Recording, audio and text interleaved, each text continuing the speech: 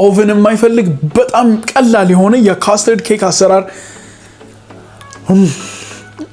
ላሳያችሁ። ካስተርድ ክሪሙን ለመስራት 10 የእንቁላል አስኳል ከግማሽ ኩባያ ስኳር ጋር በደንብ አድርገን መተዋለን። በመታችሁት ቁጥርም ከለሩ ወደ ነጭነት እንዲሁንም ደግሞ ውፍረቱ እንደዚህ ይሆንላችኋል። ከዛም 50 ግራም የበቆሎ ዱቄትና 50 ግራም ፍርኖ ዱቄት ወደ ውስጡ እንጨምርና ሙሉ ለሙሉ እናዋህደዋለን። በመቀጠል ወተት ለብ እናረግና ቀስ እያለን 2 ኩባያ ያክሉን ወደ ውስጡ እየጨመረን እናዋህዳለን። የእንቁላልና የስኳሩ ውህድ ቀጠን ሲል መልሰን እየፈላ ያለ ወተት ላይ ጨምረን እናንተከትከዋለን። እሳት ላይ እንዳለ ግን እጃችሁ እንዳያርፍ ሊጓጉል ስለሚችል እስኪወፍር ድረስ እጃችሁ ሳያርፍ ምቱት። ልክ እንዲህ ሲወፍር ቫኒላ ከእሳት ላይ እናወጣና የገበታ ቅቤና ጨው አድርገን ጎድጓዳ እቃ ውስጥ ያዘጋጀነውን ካስተርድ ክሪም እንጨምርና ፕላስቲክ ራፕ ሙሉ ለሙሉ ሸፍነን ፍሪጅ ውስጥ እንዲቀዘቅዝ እናስቀምጣለን። ዛም በኋላ የምታዩትን 2 ብስኩት ታዘጋጁና ከፈለጋችሁ ባዶ ወተት አሊያም ደግሞ ከቡና ጋር አቀላቅላችሁ ብስኩቱ እስኪርስ ድረስ በዚህ ውህድ ውስጥ ታሳልፉታላችሁ። ደረቅ ካለ ደግሞ እንዲህ ብረሽ ማድረግ ይቻላል። በመቀጠል ካስተርድ ክሪሙን ከላዩን